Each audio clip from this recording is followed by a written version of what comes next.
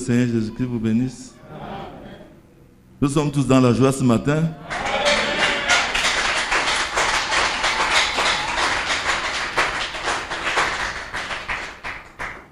J'ai été très secoué par le dernier chant de notre frère Roger. Et même le pianiste a...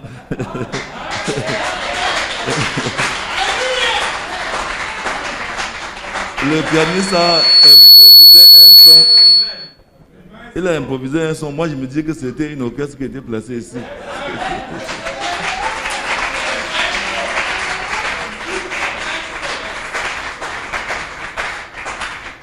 Bon. Bien aimé, s'il vous plaît. Hey, je m'excuse, hein. Frère, viens voir.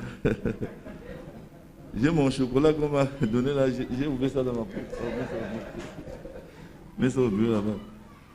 Je voudrais vous prier de tout faire pour que les gens ne soient pas collés. Donc, une personne peut encore s'asseoir là derrière. Et si c'est déjà aligné ici, les autres vont dehors, derrière là-bas. La Bible nous dit que nous sommes toujours dans la joie lorsque nous sommes dans la maison de Dieu. Parce que dans la présence de Dieu, ce qui est impossible à l'homme est possible à Dieu. Les problèmes qui nous ont vaincus dehors ne peuvent pas entrer ici.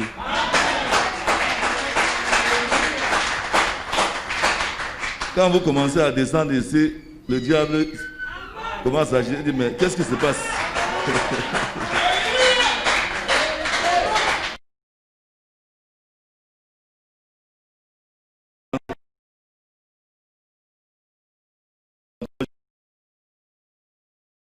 Donc, ce n'est pas seulement ce bâtiment, partout où il y a le Seigneur, où le nom du Seigneur est invoqué, c'est comme ça que le feu brûle.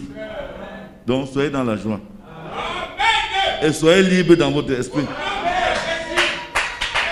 Vos maladies ne peuvent pas entrer ici.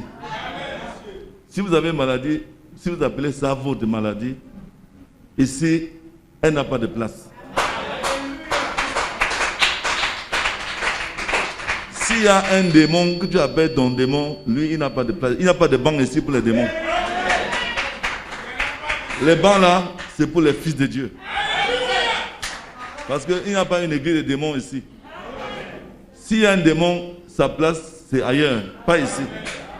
Donc pendant que vous êtes ici, sachez que le vainqueur de tous les démons est le pasteur de cette église.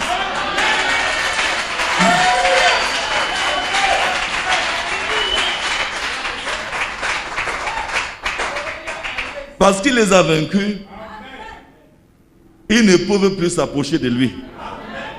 Donc ici, la puissance du Créateur agit.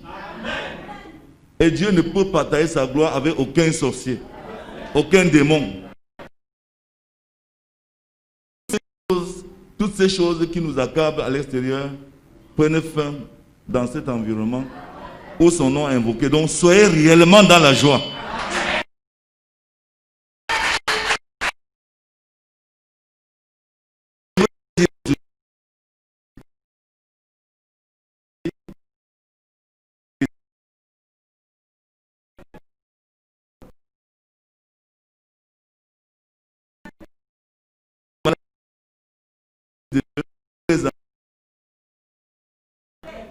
Alors qu'il les aime, mais il les aime la maladie. Je vais prendre seulement deux exemples. L'apôtre Paul avait les yeux qui étaient malades. Et il ressuscitait les morts. Il priait, les gens étaient guéris.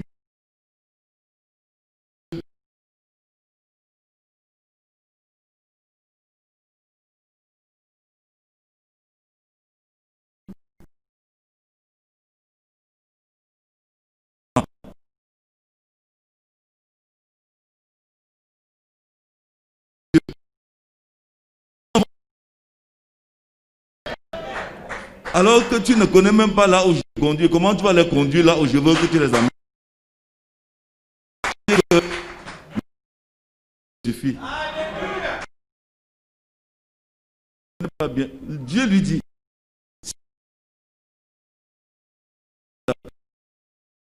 Parce que tu seras... Et je ne peux pas te traiter avec un orgueilleux. Reste avec la maladie et humilie-toi. Parce que tu dois ressembler les hommes que tu veux sauver. Les ressembler avec la maladie. Parce qu'il n'y a que moi qui est venu sur la terre qui n'a pas de maladie. Mais toi, tu dois être comme les petits trucs qu'il y a sur le corps. C'est rien du tout. Parce que l'apôtre Paul lui-même nous a dit que nous avons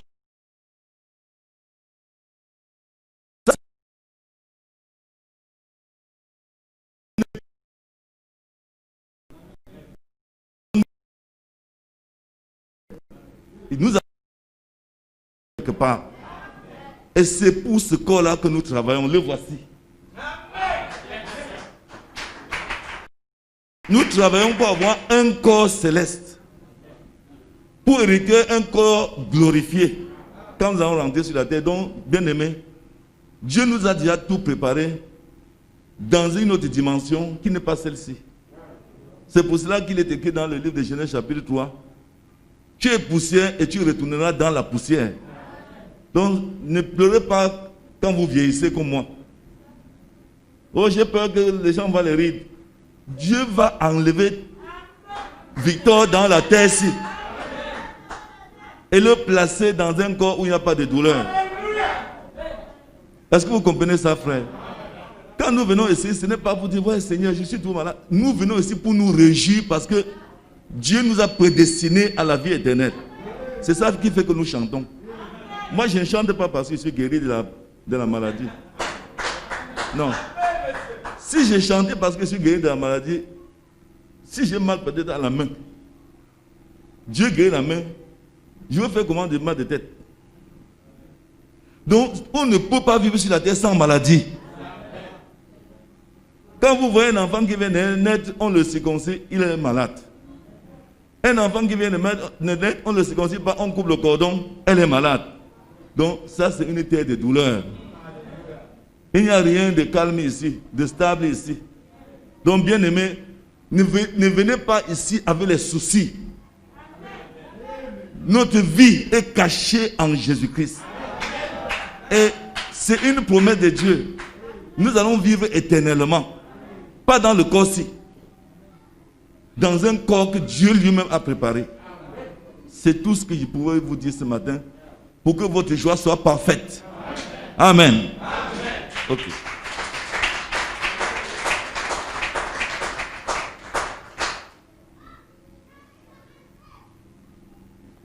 Frère bien-aimé,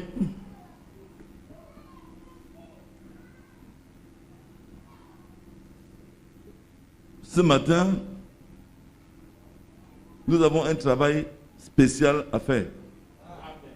Et ce travail concerne la parole de Dieu. Avant de le commencer, je voudrais que notre frère vienne encore chanter un chant. Frère Roger, nous avons un travail spécial ce matin. Je vous avais annoncé cela vendredi. Et je voudrais que nous le prenions très au sérieux.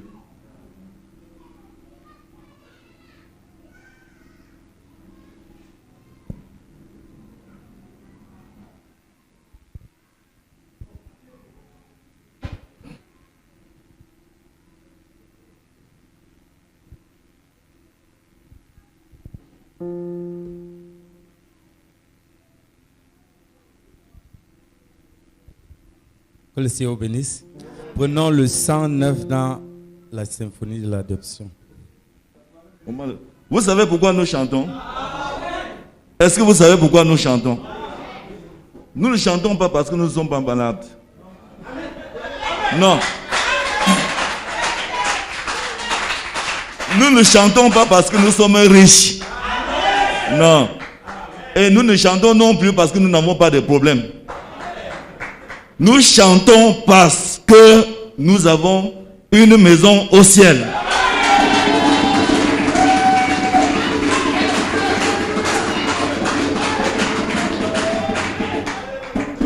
Parce que si tu chantes ce matin parce qu'on t'a fait un don de 100 000, quand les 100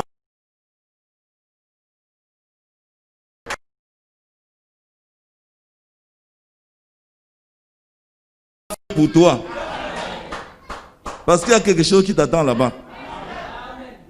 Est-ce que vous me croyez? Amen. Donc, soyons toujours dans la joie. Réjouissons-nous toujours dans le Seigneur. Quels que soient les problèmes que nous avons sur la terre. D'ailleurs, la Bible même dit que Dieu est venu pour chercher les pauvres. Je ne dis pas que les riches n'entrent pas au ciel. Donc, sachez-le bien. Si vous venez ce matin ici, venez parce que vous avez quelque chose qui vous attend là-bas. Parce que tout ce qui se trouve sur la terre doit se détruire. Tout ce qui est sur la terre, il veut lire, vous allez comprendre. Ce n'est même pas le sermon d'aujourd'hui, mais je suis obligé de dire quelque chose concernant cela.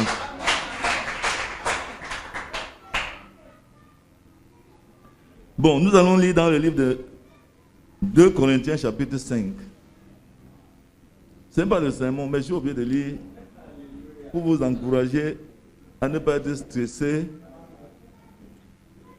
Nous savons en effet que si cette tente où nous habitons sur la terre est détruite, nous avons dans le ciel un édifice qui est l'ouvrage de Dieu, une demeure éternelle qui n'a pas été faite de main d'homme. Aussi nous gémissons dans cette tente, désirant revêtir notre domicile céleste. Si du moins nous sommes trouvés vêtus et non pas nus. Car tandis que nous sommes dans cette tente, nous gémissons accablés parce que nous voulons non pas nous dépouiller, mais nous revêtir afin que ce qui est mortel soit englouti par la vie. Et celui qui nous a formés pour cela est Dieu, c'est Dieu, qui nous a donné les arts de l'esprit. Nous sommes donc toujours pleins de confiance. Et nous savons qu'en demeurant dans ce corps, nous demeurons loin du Seigneur. Car nous marchons par la foi et non par la vue. Nous sommes pleins de confiance et nous aimons mieux.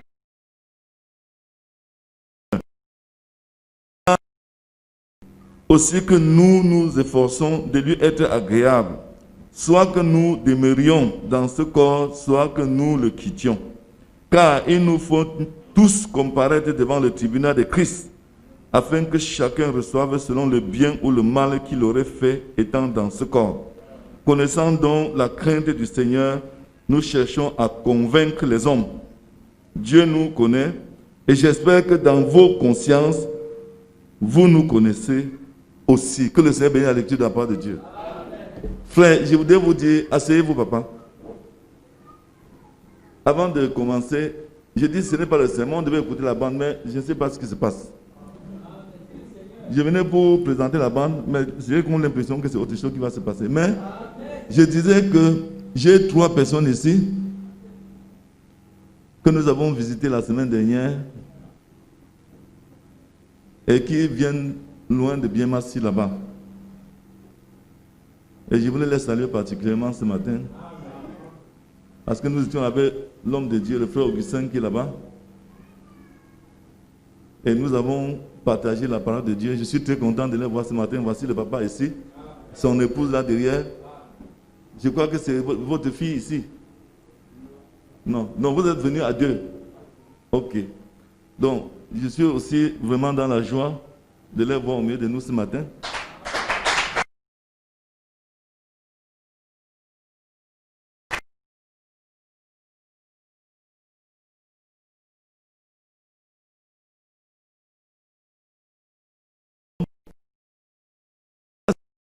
Des francophones. Ce n'est pas l'église des anglophones, c'est l'église des Camerounais. Parce que tout à l'heure, quand je veux quitter ici, mon frère viendra parler anglais. Ils sont nombreux. Je n'ai même pas un seul enfant dans ma maison qui a fait l'école francophone. Même pas un.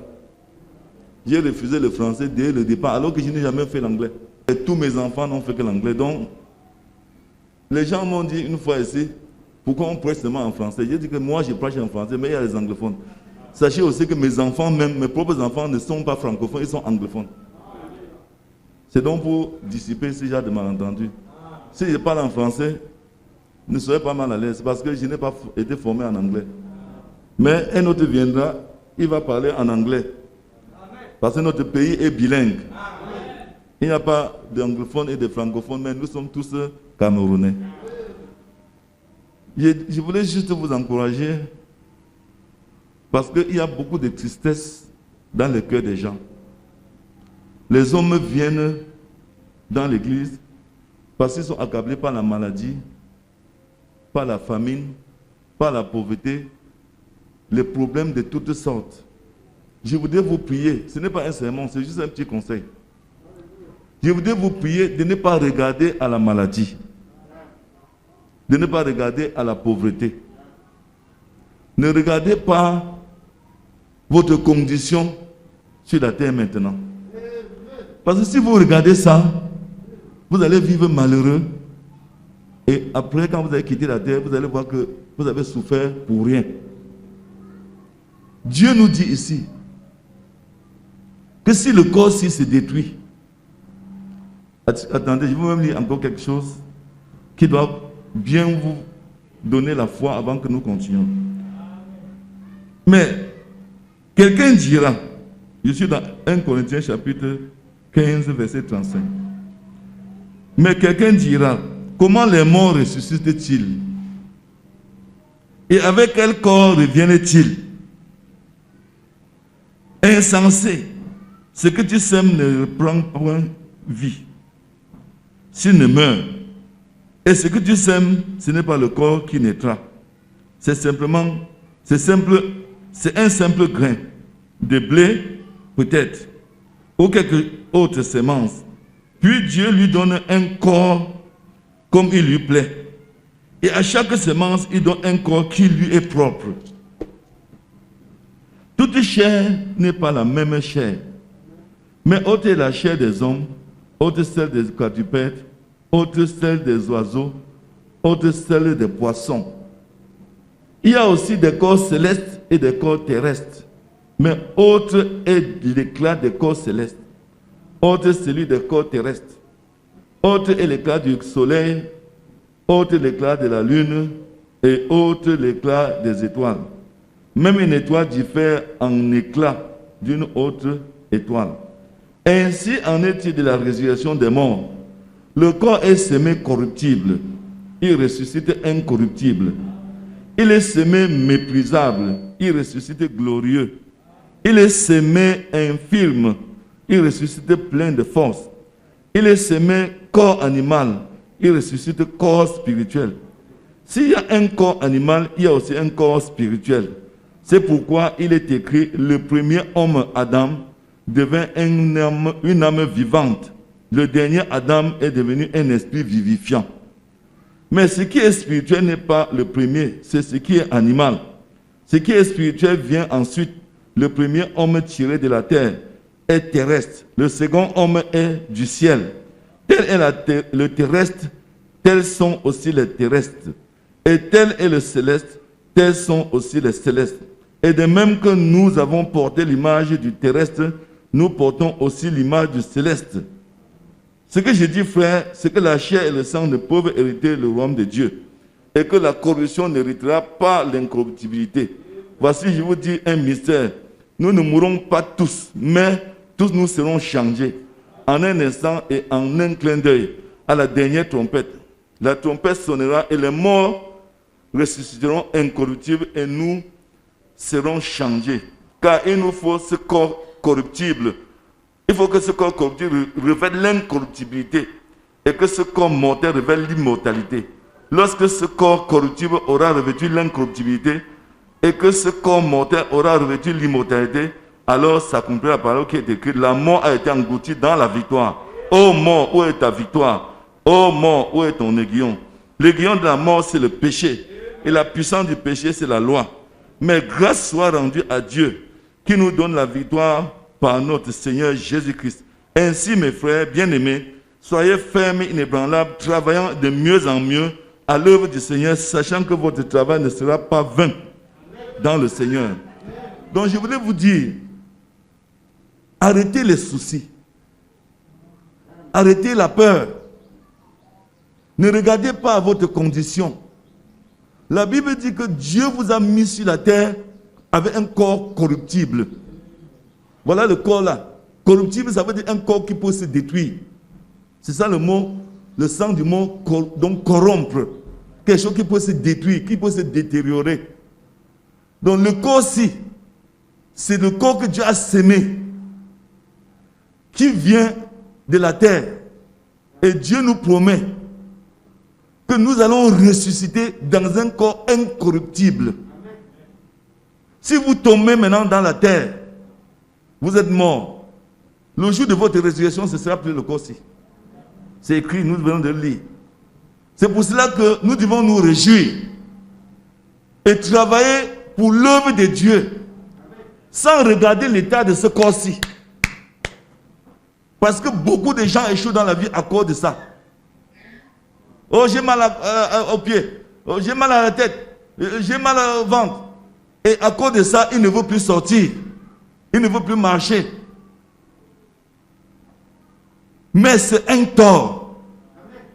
Parce que nous devrions lire la Bible. C'est même ce que je voulais faire ce matin avant qu'on écoute la bande. Il faut que chacun de nous lise la parole de Dieu pour connaître ce que Dieu nous dit, nous concernant. Si nous ne lisons pas la parole de Dieu, nous venons seulement à l'église pour écouter le pasteur. Nous sommes perdus. On ne doit pas seulement écouter les pasteurs.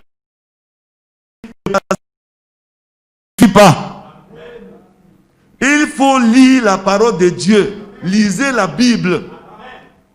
De feuille par feuille. Verset par verset. Chapitre par chapitre. Vous allez comprendre que vous êtes un homme libre. Vous n'allez plus dépendre de vos pensées qui vous font peur tous les jours et vous êtes stressé.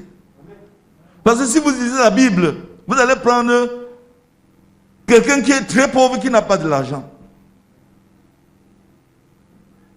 Vous allez dire, oh Seigneur, me voici, je suis pauvre. C'est pour cela que je ne vais pas à l'église. C'est pour cela que je ne prie pas. Je ne prie pas parce que ma maison est tordue comme ça. Alors que mon voisin a une maison en étage. Je vois que tu ne m'as pas aimé. Je ne prie pas, je ne vais pas à l'église parce que je n'ai même pas de chaussures de 10 000. Là-bas dans l'église, tout le monde a des chaussures chères. Tu vas dire ça.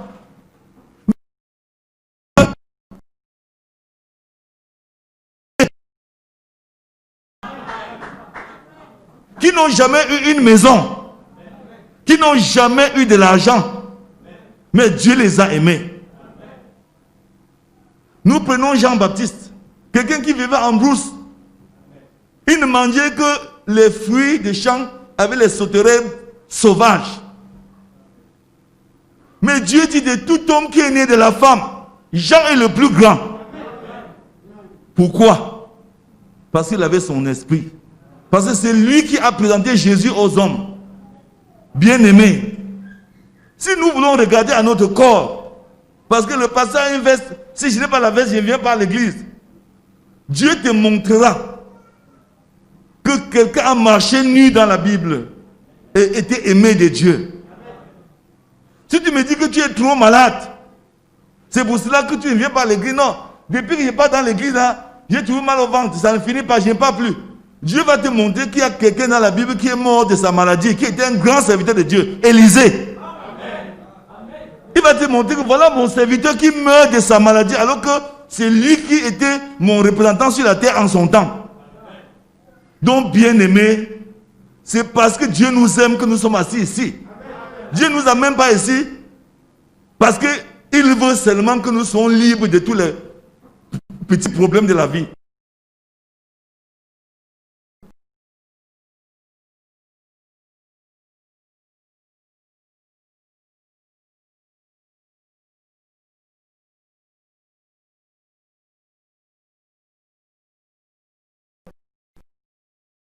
De vivre sans argent.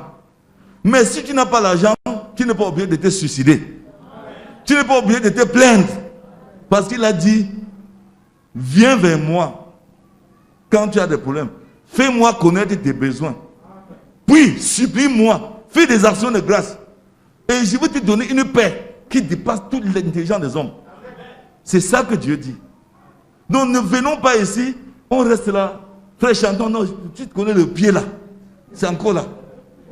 Frère, lève-toi du chant. Non, tu ne te rappelles pas que tu dis à la main que j'ai mal au ventre, frère. Tu dis que je chante comment? Ça veut dire que tu ne... Parce que la chantons avec lui. C'est que la dette là, ça me fait, je réfléchis. La dette ne doit pas te suivre au ciel. La dette ne peut pas avoir le Saint-Esprit pour te suivre là-bas. La maladie même ne peut pas avoir le Saint-Esprit pour te suivre là-bas. C'est toi seul qui peux avoir le Saint-Esprit. Quand tu pars de la terre, tu laisses la maladie ici. Le jour qu'un homme meurt, le cancer reste. La tuberculose reste. Le sida reste. Tout reste ici.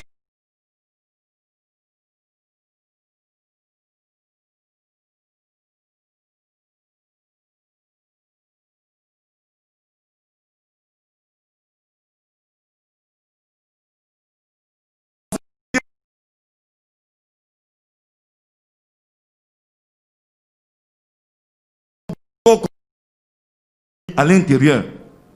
Ceci, ce n'est rien d'autre qu'une carapace que Dieu nous donne pour que nous puissions être éprouvés avant d'être semblables à lui. Est-ce que vous m'écoutez? Donc réjouissez-vous parce que vous êtes fils et filles de Dieu.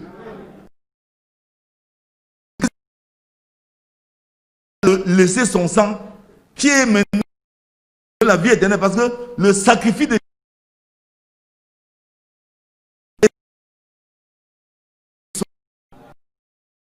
que nous recherchons, c'est cet esprit qui nous donne un nouveau corps, c'est cet esprit qui nous prépare pour rencontrer Dieu.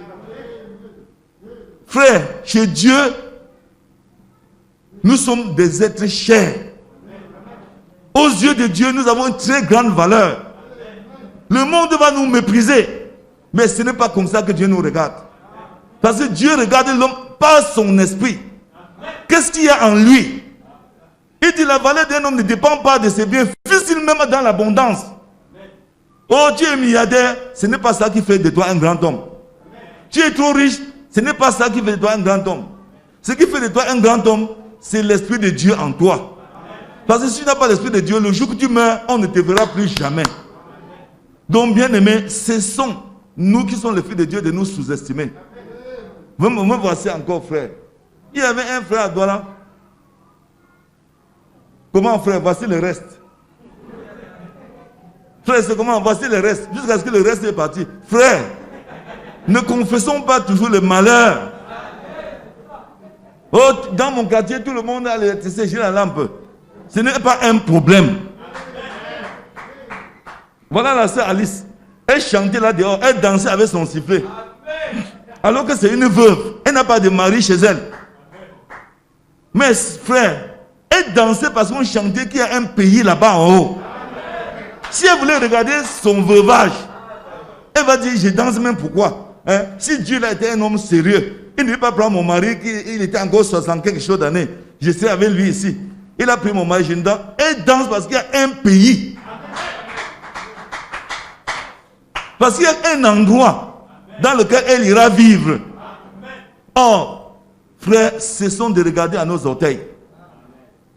Regardons au loin, aux promesses de Dieu. Ce que Dieu nous a promis. Nous sommes les pèlerins sur la terre. Nous sommes des passages. Que tu sois riche, pauvre, tu seras au ciel. Que tu sois malade, en santé, un jour tu seras là-bas. Que si les gens te mordent de toi, on ne te mord pas. Ce qui importe, c'est ce que Dieu a fait pour toi. Amen.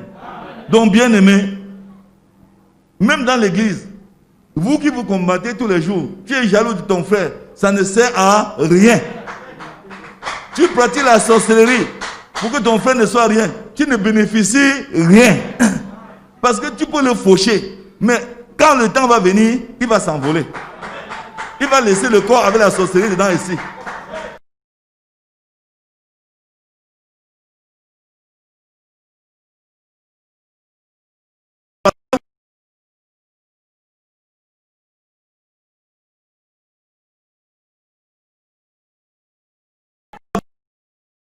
Le Saint-Esprit qui entre. Donc frère, tu ne gagnes rien à haïr ton frère. Parce que tu le tues, il meurt à 30 ans, que tu le laisses vivre jusqu'à 100 ans, ça ne change rien. Dieu a déjà préparé une place pour lui. Jésus est mort à 33 ans, il est au ciel. Et je veux même vous dire, quand je parle de deux malades ici, j'ai oublié l'autre. L'autre c'était Isaïe. Isaac. Isaac était prophète de son temps, mais il était aveugle. C'est pour ça que quand Jacques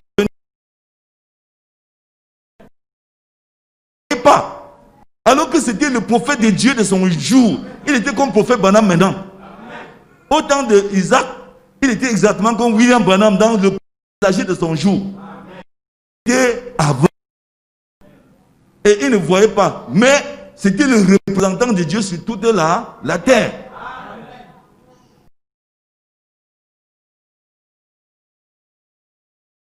Il était dans le temple comme ça. Il cherchait la route. Quelqu'un que Dieu avait aimé. C'était le premier à toucher Dieu sur la terre. Mais il est mort aveugle. Dieu dit que il a semé Emmanuel Samuel infirme, mais Emmanuel Samuel ne ressuscitera pas infirme. Frère, je voudrais vous prier. Parce que les soucis que nous avons là, ce n'est pas Dieu. Hein? Hier, j'étais couché dans ma chambre. J'étais fâché. J'étais vraiment fâché hier matin. Une voix vient me dire que mon frère, est-ce que tu sais que tu as un démon? J'ai dit que moi j'ai un démon. La voix me dit que tu as un démon là où tu es là. C'est même pas un, c'est deux déjà. J'ai réfléchi que mais c'est quel démon même? La voix me dit que la colère c'est quoi? J'ai dit, peut-être l'affaire là c'est vrai. Hein? La colère c'est le diable. J'ai dit, donc ça veut dire que moi, je suis le frère du diable? Il dit oui. Tu es son associé. Enlève la colère là, tu vas voir, tu auras la paix. J'ai dit, attends, ça peut être vrai. Hein? J'ai commencé à regarder dans mon esprit que bon, je suis fâché de qui? J'enlève la colère, je mets la paix. Ma poitrine qui chauffait a cessé de chauffer. J'ai dit, donc ça veut dire que quand je suis fâché de quelqu'un, ce n'est pas Dieu qui est en train de faire ça, mais c'est le diable qui le fait. C'est pour ça que la Bible dit, quand un homme s'est mis en colère, qu'il ne pêche point. Mais c'est difficile de se mettre en colère sans pécher. Il n'y a que Dieu qui peut faire ça. Parce que la colère de Dieu est divine. Oh, il n'y a que Dieu pour se mettre en colère, il ne pêche pas. Tous les hommes, quand ils se mettent en colère, ils pêchent. Donc, frère, là où nous sommes, nous n'avons plus le droit de se plaindre de la maladie, de se plaindre de notre situation. Parce que ceux qui font ça, ce sont les gens qui n'ont pas d'espérance. Je vais vous donner un petit exemple. L'enfant prodigue, dans Luc 15, quand lui, il va dans le pays là-bas pour dilapider ses biens, on l'a amené laver les pourceaux là. Il travaillait comme domestique et tout ça. Le carrosse que les pourceaux mangeaient, il enviait même sa mère qui devait le donner. Mais il y avait quelque chose dans son cœur. Il savait que là, dans mon pays là-bas, ce que mon papa possède, ceci n'est rien du tout. Donc frère, je voudrais vous prier de cesser de vous attacher à la chair et au sang. La Bible dit la chair et le sang n'irriteront pas le royaume de Dieu. Quelle que soit la façon que tu mets le maquillage sur ton corps pour le rendre blanc et pur, ça va pourrir. Tu as mis 1 million de francs sur tes cheveux, sur tes ongles, ça va pourrir et sentir. Ça va sentir, si bien que si à ta mort, tes enfants n'ont pas un peu d'argent pour te mettre à la morgue, ils vont fuir, laisser le corps là-bas. Que voilà le tueur là qui sent. Et c'est quelque chose pour lequel tu as souffert pour mettre des millions. Tu travaillais, tu ne dormais pas pour aller te maquiller. Tu ne dormais pas pour aller te peindre les yeux. Mais voilà ça qui pue. C'est en train de sentir. Donc Dieu dit que ce n'est pas ça qui doit nous préoccuper. Il a dit qu'on doit travailler. Je vous le relis, vous allez comprendre. Il dit,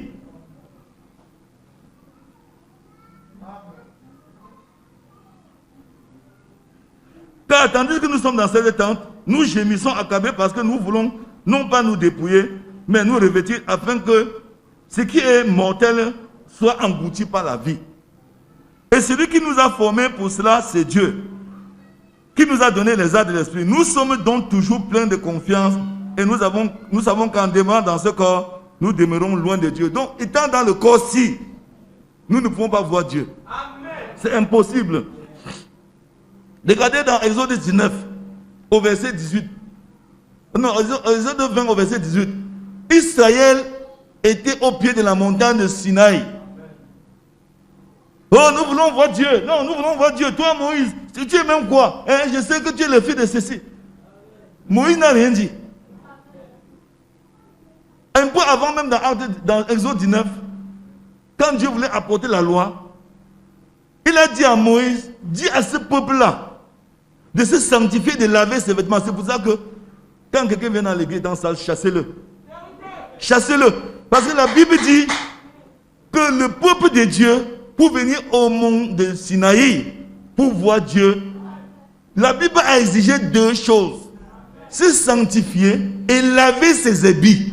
Laver ses habits. Lisez-le. Qui peut le lire? Exode 19.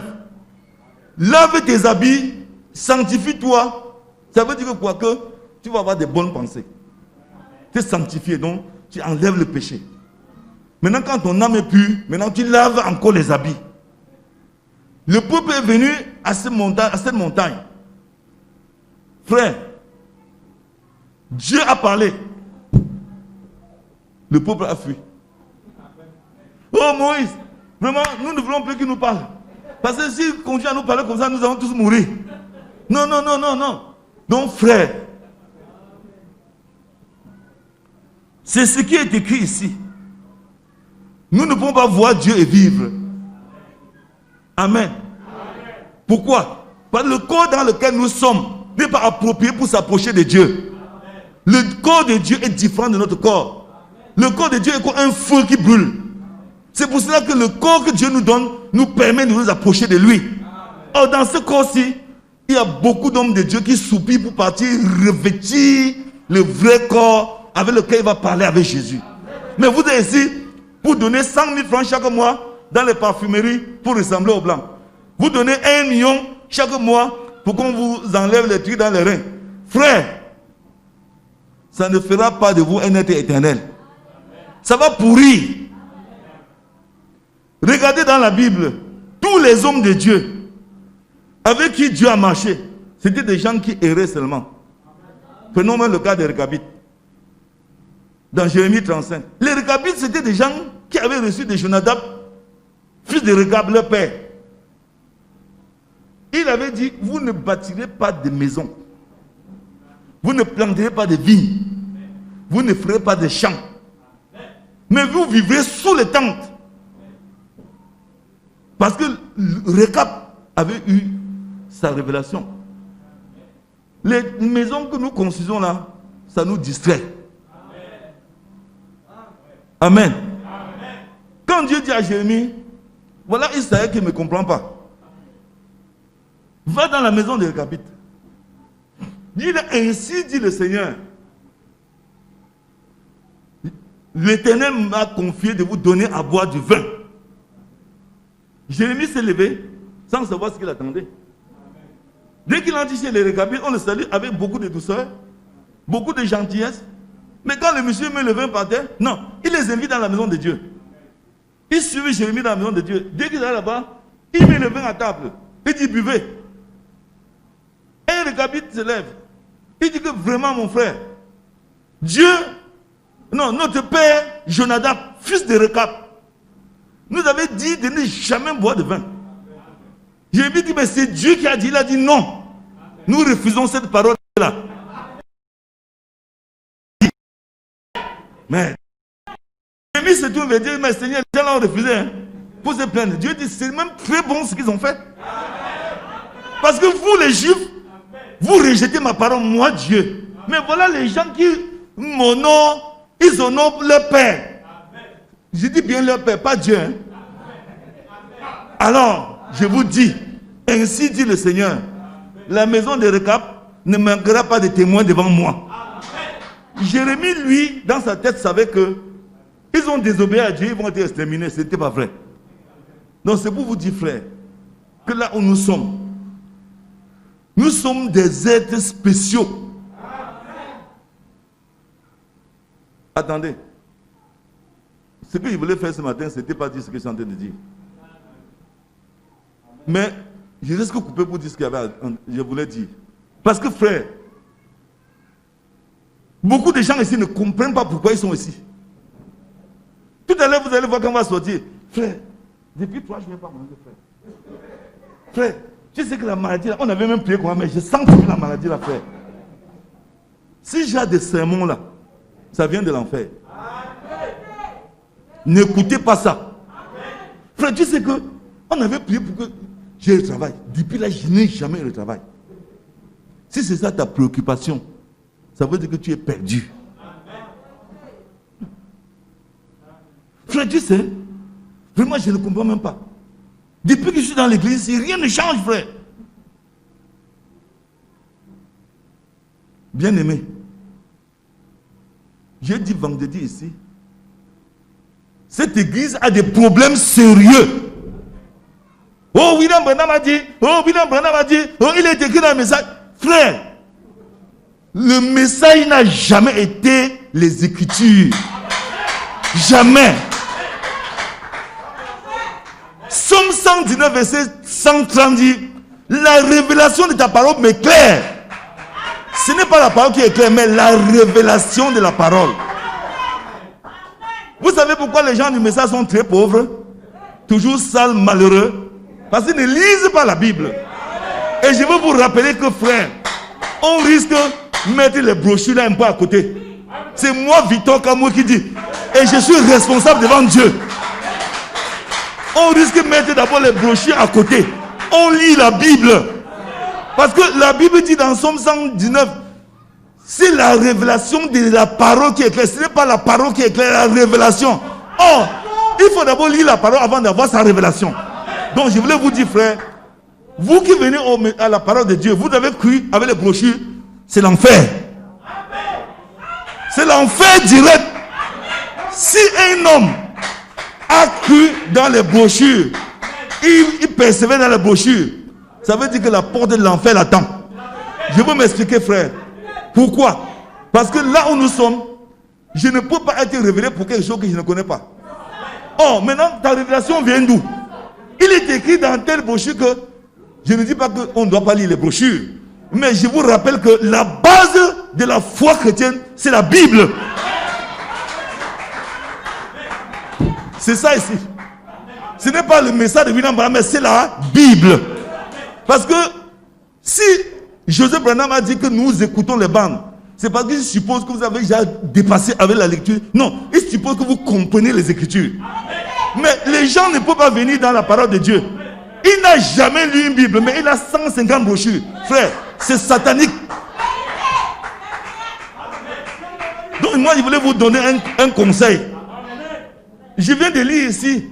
La Bible dit que autant des Juifs, Dieu dit que si quelqu'un n'a pas une bonne robe propre, il ne vient pas devant lui. Mais tu vas voir les gens entrer dans l'église n'importe comment, n'importe quand. Frère, vous venez d'où? Lisez la parole de Dieu. Il est interdit d'entrer ici avec la saleté. C'est très interdit de traverser la porte de Dieu avec la saleté. Ça, c'est la montagne de Dieu. Et à la montagne de Dieu, la Bible demande la sanctification et la propreté des habits. Donc vous ne pouvez pas me dire que quelqu'un qui lit la Bible ne connaisse pas ces choses. Or, notre bien-aimé frère vient de parler de Matthieu 18. Combien de personnes ici savent que quand ton frère t'a offensé, tu vas premièrement vers lui. Et après, même quand il t'a déçu, tu ne dis à personne. Tu vas chercher un témoin. On ne dit pas un moqueur, un témoin. Et même si le témoin et toi, vous êtes méprisés, il ne vous a jamais été dit de raconter ça à quelqu'un, mais d'aller vers le pasteur. Afin qu'il publie la chose à l'église au cas où le frère n'écoute pas. J'ai rêvé, j'ai vu William Branham, il a dit qu'on va à la chasse. Allez même à la pêche, mais je vous dis, monsieur, ça c'est satanique. Je vais vous donner un conseil. Il y a beaucoup de ministères du message, pas d'Éphésiens 4. Il y a beaucoup de ministères du message. Tu lis les brochures, tu rêves que tu es pasteur, alors que Dieu ne te connaît pas. Parce que ce que tu as lu dans la brochure, c'est ça qui revient dans tes songes. Non frère, le pasteur est jaloux de moi parce que j'ai rêvé que je suis le futur pasteur. Mais je te rappelle frère, que si tu étais le futur pasteur, nous devons être au courant à deux. Ce n'est pas toi seul. Oh non, tu sais que frère, tu sais que vraiment, hein, depuis que je suis dans le message, Depuis que tu es dans le message, depuis que tu es né de nouveau, depuis que tu es dans le message. Donc, c'est une dénomination. Et c'est une secte dans laquelle tu t'es mis. Et tu crois que tu es dans le corps de Christ. Sors du message pour entrer dans le corps de Christ. Sors d'abord du message. Rentre dans le corps de Christ. Maintenant, le message va t'éclairer. Sors du message. Né de nouveau. Rentre dans le corps de Christ. Et en ce temps-là, le message t'éclairera. C'est moi qui vous dis.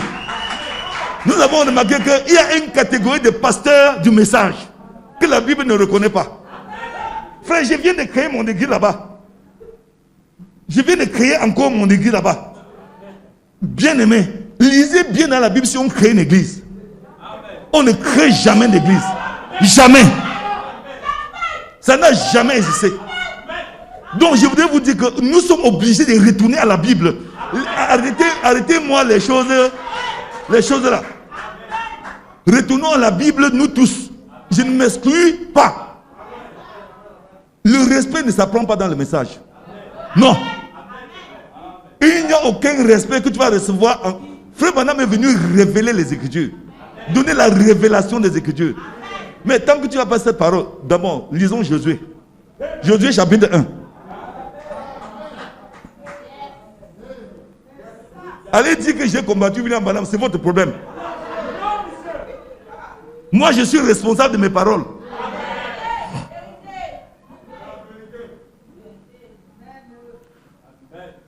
Josué chapitre 1, verset 7. Fortifie-toi seulement et aie bon courage. En agissant fidèlement, selon toute la loi que Moïse, mon serviteur, t'a prescrite. Ne t'en détourne ni à droite ni à gauche, afin de réussir dans tout ce que tu entreprendras. Que ce livre de la loi, verset 8, que ce livre de la loi ne s'éloigne point de ta bouche. Il n'a pas dit le message de Moïse, il a dit le livre de la loi. Amen. Je vous rappelle très bien que là où nous sommes, Dieu n'est pas mort, Dieu est vivant. Et il rendra témoin de ce qu'il dit ici. Que ce livre de la loi ne s'éloigne point de ta bouche. Médite le jour et nuit pour agir fidèlement selon tout ce qui est écrit. Car c'est alors que tu auras du succès dans tes entreprises, c'est alors que tu réussiras. Frère, il y a une grande différence entre le message de William Branham et la Bible. C'est deux pans. C'est deux sommets. Je dis que entre le message de William Branham et entre la Bible et le message de William Branham, il y a 1 milliard de kilomètres. Le message de William Branham est venu en chemin comme une canne, comme un bâton. Quand un homme fatigué s'appuie dessus pour marcher.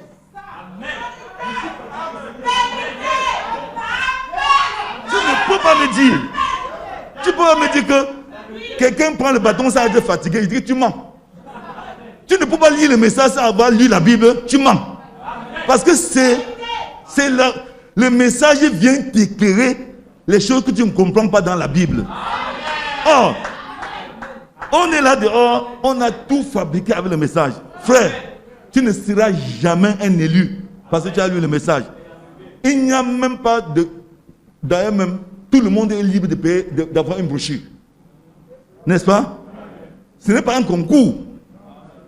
Mais maintenant, pour comprendre la révélation de cette brochure-là, il faut que tu rentres ici. Que tu t'identifies à ça. Que ceci te confirme. Ensuite, maintenant, le message il va te montrer le chemin vers lequel tu vas aller. Parce que les gens... Attendez, quand moi je dis aux gens, on n'entre pas ici avec les pantalons. Attendez, hein. Attendez. Moi, quand je dis que... Attendez, frère, ne me coupez pas. Quand moi je dis... Que Dieu te bénisse, maman. Quand moi je dis que... Oh, laissez-moi parler, frère. Quand moi je dis on n'a pas avec les mèches ici, ce n'est pas une loi. Parce que vous avez dit non, dans les messages on ne met pas les mèches, on ne met pas le pantalon. C'est vous qui dites. Mais je voudrais vous poser la question. Qui ne doit pas mettre les mèches et qui ne doit pas mettre les pantalons? Non, pour les pantalons c'est écrit dans la Bible. Qui ne doit pas mettre les talons? Qui ne doit pas mettre les talons? Qui ne doit pas se maquiller? Parce qu'il n'est pas écrit dans la Bible qu'on ne se maquille pas. Il n'est pas écrit dans la Bible qu'on ne met pas les mèches. Il n'est écrit nulle part qu'on ne met pas les talons. Qui ne doit pas mettre ça? C'est ceux qui ont lu la Bible et qui se sont reconnus comme ne devions pas porter. Donc c'est pour vous dire, frère, quand on dit à quelqu'un tu ne mets pas les talons, c'est parce qu'on croit qu'il comprend les Écritures. Ce n'est pas quelqu'un qui ne comprend pas encore. C'est pour cela que quand quelqu'un entre ici, notre travail, ce n'est pas de regarder ses cheveux. Non, c'est de lui donner la parole. C'est la parole d'abord. Oh, les gens veulent nous faire croire que non. Vraiment, non, le tel là, l'autre là, machin, oh ceci, cela. Moi je dis que c'est une erreur grave. Revenons à la parole. Si on revient à la parole, on aura les yeux ouverts, les oreilles ouvertes pour comprendre la parole de Dieu. Frère bien-aimé, je vais vous dire une chose. Toutes les églises bâties sur le message ont échoué. On base l'église est bâtie sur la révélation de la parole de Dieu. Mais quand quelqu'un prend une brochure, il lit, il commence à critiquer quelqu'un d'autre, c'est un enferiste. C'est un candidat de l'enfer. Parce que c'est la loi que nous transportons dans la parole de Dieu, alors que nous vivons une parole de grâce du Seigneur. Je voudrais vous dire, n'imitez pas les gens. Parce que les ministères diffèrent. Je peux appeler l'évangéliste ici. L'évangéliste vient, il prêche la loi. C'est normal. Mais ne croyez pas que l'église s'arrête au message d'un évangéliste. Ça va aller au-delà. Parce qu'il y a encore 4 autres ministères derrière qui arrivent. Il y a le docteur qui va venir enseigner. L'évangile va venir vous fouetter. Le pasteur va venir vous conduire. Le prophète va venir vous donner la révélation. Et l'apôtre viendra placer l'église. Donc moi je voudrais vous rappeler, frère, que là où nous sommes, il faut que nous déposons les brochures. On revient à la parole écrite. Là, vous aurez l'amour. Oui, monsieur. L'amour là, vous allez retrouver l'amour dans la Bible, pas dans le message. Parce que le message ici, Frère Branham prêche l'amour du début à la fin. Mais le message de William Branham, lui-même, il gardait sa Bible sur sa poitrine.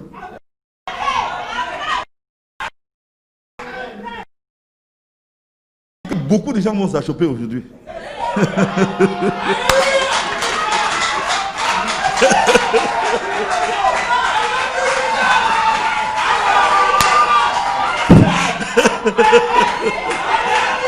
Beaucoup de gens vont s'achoper. Ils vont dire que non. Ils vont dire que non, on dit que le Père va dévier. C'est votre problème.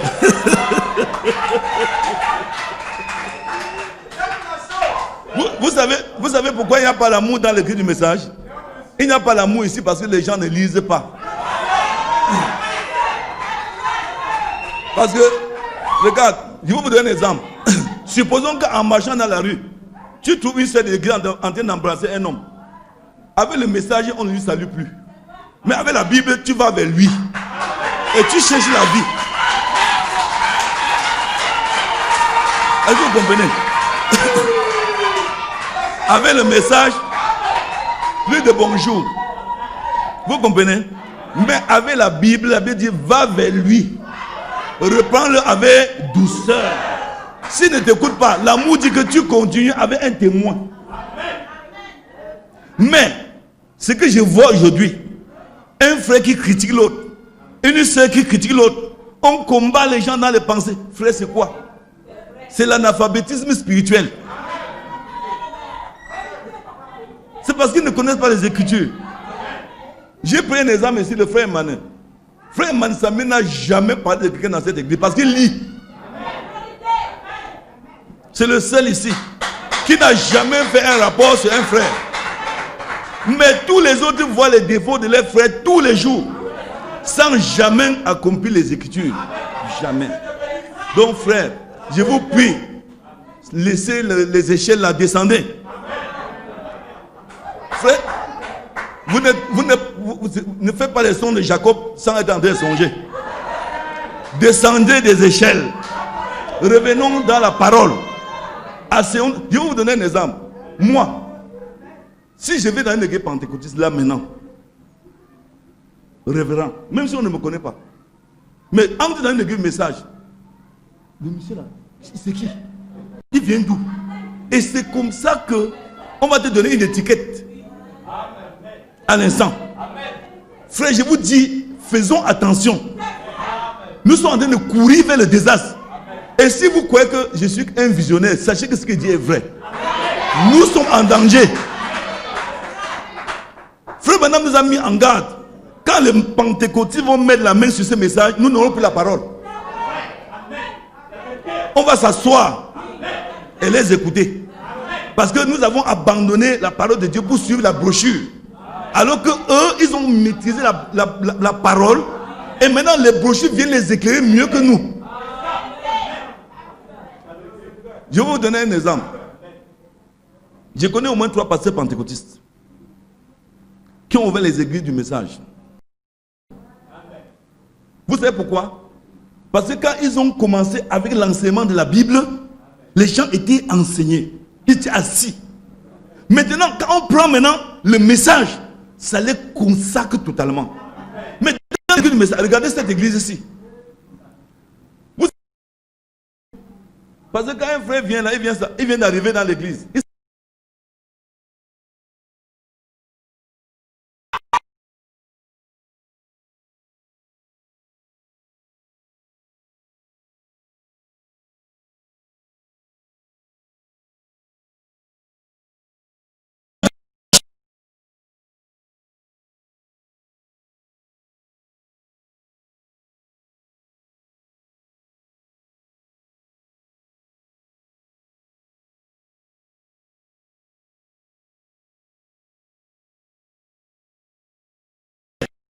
Quand il voit un songe sur une soeur, il appelle, il dit, je veux plus te voir dans mes songes.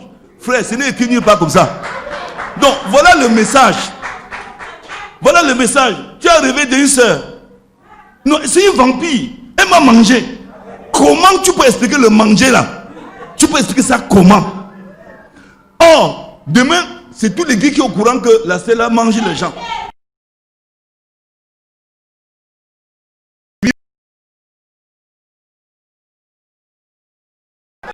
Vous dit frère que là où nous sommes, on doit arrêter ça. On doit arrêter ça. Vous savez pourquoi? Parce que c'est toi qui vas là en enfer, pas le vampire.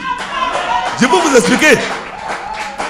Frère, c'est écrit dans la Bible que comme Jésus est mort pour toi, tu dois aussi mourir pour lui. Toi aussi, tu dois te sacrifier pour lui.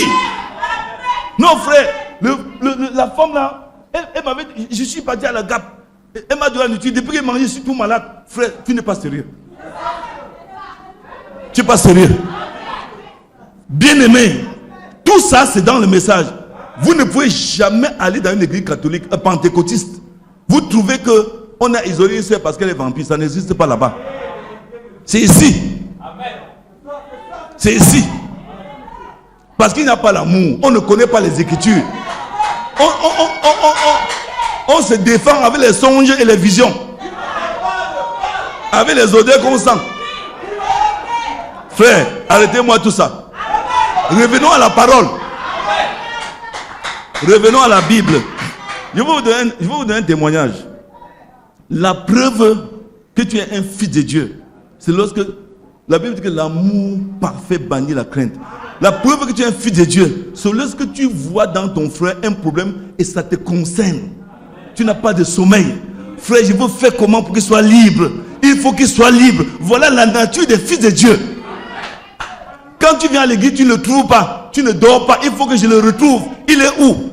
Mais quand on ne trouve pas, j'étais sûr, il va regarder. Dieu m'avait déjà montré le songe qu'il a regardé. Frère, arrêtez ça. Lisez la parole de Dieu. D'ailleurs, je vais vous dire une chose que vous ne devez savoir. Celui qui a une famille où il n'y a pas la sorcellerie, il lève le doigt. Parce que je voudrais que vous sachiez que nous tous, nous sommes des descendants bantous. Ce n'est pas autre chose que ça. Donc je voudrais vous rappeler que s'il y a un esprit de sorcier sur un frère ici, ça ne vient pas de lui, ça vient de l'ancêtre. Et l'ancêtre là, c'est ton ancêtre. C'est ton ancêtre. Donc je voudrais vous rappeler que si on ne t'a pas initié dans la sorcellerie, sache que toi tu es la même chose que lui. Toutes les choses que nous accusons nos frères d'être dans le message, c'est ce que nous-mêmes nous sommes. Lisez bien la parole pour voir l'origine des hommes sur la terre. Après le déluge, Dieu a pris quoi? 3 fils de Noé pour peupler la terre. Cham, Japheth et Sem. Si nous sortons de Japheth, nous avons le même sang. Si nous sortons de Sem, nous avons le même sang. Si nous sortons nous sommes les mêmes, c'est la même sémence. Est-ce que vous écoutez ça? Donc quand tu t'assois ici, au lieu de lire la Bible pour qu'elle te dise comment manifester l'amour, tu commences à critiquer quelqu'un qui souffre comme toi. Mon frère, je crois que peut-être c'est toi qui es le fils de Caïn. Ce n'est pas lui. Et je dis bien, regardez les écrits du message. Une personne ici, une autre là-bas, alors que c'est là où il y a la vérité. Pourquoi? Parce qu'on va toujours voir les défauts. On ne comprend pas ce que la Bible dit. Jésus-Christ est venu pour les brebis perdues de la tribu d'Israël. Il n'a jamais été là pour les justes. Si moi j'étais juste, je ne peux pas être à l'église. Parce que Dieu m'a pris, j'étais un pécheur, un menteur, un voleur, un tout. Il m'a sanctifié, il m'a dit, parle de moi aux gens. Moi je parle en tant qu'un coupable. Oui monsieur, en tant qu'un coupable. Donc je veux vous prier pour que nous revenons à la parole de Dieu. Frères bien-aimés, lisons la Bible. C'est d'ailleurs pourquoi j'ai dit que ce matin, on ne devait pas écouter quoi que ce soit. On devait lire la Bible, chacun prend son 2 pierres, 1 pierre et 2 pierres. Le 8 chapitres, on lit avant de sortir d'ici. Il n'y a pas quelqu'un qui dit que non. Qu'est-ce qu'il faut faire encore dire ce matin? S'il dit quoi, tu vas comprendre. Parce que c'est un monsieur qui aimait les gens. Il avait un amour parfait dans son cœur. Pourquoi? Parce qu'il lisait la Bible. Mais toi, tu viens prendre sa vie, tu veux adapter à toi sans passer par le chemin où il est passé. Frère, il faut qu'on change. Cette église-ci, je vais vous donner un exemple. De là où nous sommes coupables. Dans chaque famille ici, il y a les gens qui souffrent. Mais on les cache à la maison, on vient à l'église seul. Bon, laissons ça. Prenons ceux qui sont déjà ici, qui persévèrent dans cette église. Vous avez suivi les communiqués ce matin, n'est-ce pas? N'est-ce pas? Il y a au moins 15 absents. Je commence d'abord par Tende Etienne avec sa femme Monique. Qui les a appelés? Personne. N'est-ce pas? Hein? Je voudrais vous rappeler que c'est une preuve que ce que vous dites que vous avez, vous ne l'avez pas. Parce que Étienne est un éton. C'est parce que vous croyez que vous êtes bamiliqué que vous faites ça. Mais dans le Seigneur, il n'y a pas de bêtis, il n'y a pas d'éton, il n'y a pas de bamiliqué. Parce que si c'était ton frère, même père, même mère, tu devais dire, mais tu es où? Hein? On a un conseil, tu es où? Mais comme c'est un éton, toi tu n'es pas de son village. C'est un sorcier, c'est pour ça qu'il fuit l'église. Mais je veux vous rappeler une chose, frère, que il y aura beaucoup de surprises au jugement. Méfie-toi de tes pensées. Crains tes pensées plus que toute autre chose. C'est moi qui te dis. Crains tes pensées. La Bible dit, comment le jeune homme rendra-t-il plus son sentier? En se guidant selon la parole de Dieu.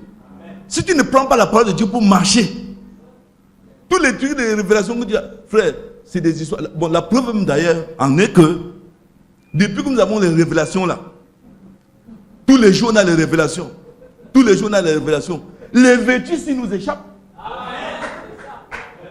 On n'arrive pas à voir quelqu'un qui a la vertu pour délivrer les malades dans l'église. Mais tes révélations servent alors quoi? On a tous les cancers, on a tous le diabète, on a tout le sida. Frère, saute tes vertus. Viens nous sauver. C'est tout. Oh, Dieu m'a dit que, frère, je te dis que c'est satanique. William Branham, il a dit, si tu n'as rien de moi à dire d'un frère, arrête. Ne parle pas. Et une autre preuve qu'il vient de dire ici, c'est que comment tu peux venir t'asseoir dans l'église? Ton frère est absent, tu ne veux pas savoir où il est. Tu ne veux pas savoir. Qu'est-ce tu lui arrives, il est où actuellement? Frère, est-ce que vous savez qu'il y a des moments qu'il vient ici? Quand il y avait des moments qu'on était ensemble, je vous dis ça, vous n'avez jamais su.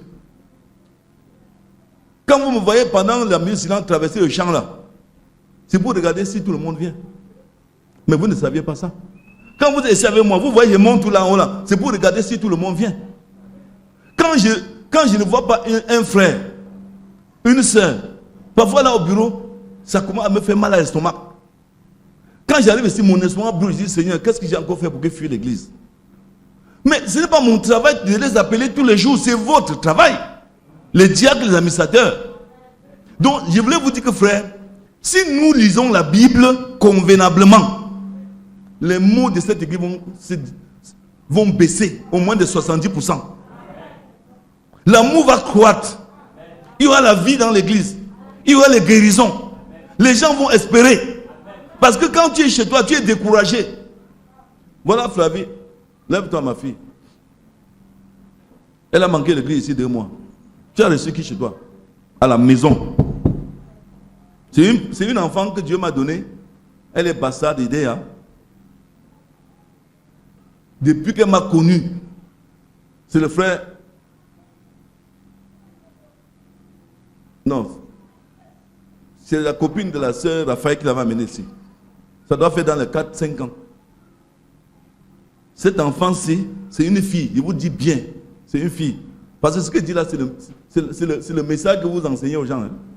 Voilà le message. Elle a loué sa chambre. Une enfant en ville, elle loue sa chambre. Elle n'a jamais couché avec un homme.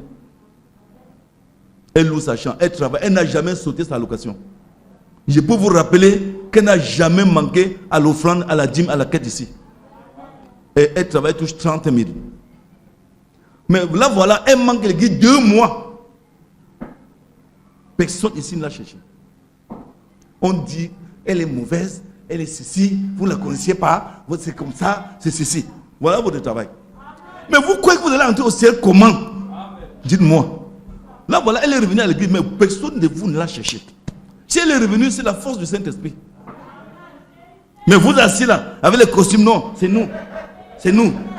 Nous, on est les serviteurs de Dieu. Frère, il faut faire très attention. La Bible dit que le sacrificateur qui veut s'approcher de la montagne de Dieu doit se sanctifier. Oh, se sanctifier, c'est enlever ses pensées mauvaises. Mauvaises là, ces mauvaises pensées. Dieu est en train de condamner les gens, de les juger, de les critiquer. Voilà ce qu'on appelle sanctifier. Sanctifier, ce n'est pas pour dire que tu ne bois pas le vin. C'est que tu ne penses pas mal de quelqu'un. Ton cœur doit être pur.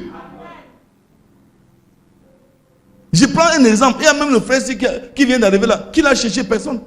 C'est un monsieur qui a une maladie qui lui fait tomber même dans la boue. Il ne sait pas où il est. Qui l'a cherché? Personne. Mais on dit le message. Le message, c'est quoi? C'est l'amour. C'est ça ici. Le frère Branham est venu pour prêcher seulement l'amour, mais vous ne comprenez pas. Vous prenez ça pour faire les affaires. Alors que lui, il est venu pour donner la vie aux gens, mais vous prenez le message pour faire les affaires. C'est pour faire les affaires, c'est pas autre chose. Que tu connais que dans notre église, on ne s'amuse pas. Hein. Vraiment, dans notre église, là, vous faites comme ça pour tromper les gens. Et on croit que vous êtes pieux, alors que vous êtes des loups. Donc, frère, je veux vous dire une chose. Personne de nous, même le pasteur Baoya qui est mon pasteur, il ne peut pas dire qu'il va entrer au ciel. Même William Branham ne pouvait pas connaître qui va entrer au ciel. Donc c'est Dieu qui connaît les gens qu'il a prédestinés. Le type qui était à la croix là, le bandit là, son église l'avait rejeté. C'est l'église qui l'a crucifié. Hein? Si vous ne le savez pas. C'est la loi qui l'a crucifié. Mais Dieu est venu le prendre pour mettre à côté. Frère, faites attention. Vous croyez que c'est le gouvernement? C'est pas le gouvernement qui l'avait crucifié. Hein? C'est la loi qui avait crucifié le bandit là. Mais Dieu a dit, ce n'est pas un bandit. C'est ce que vous faites ici.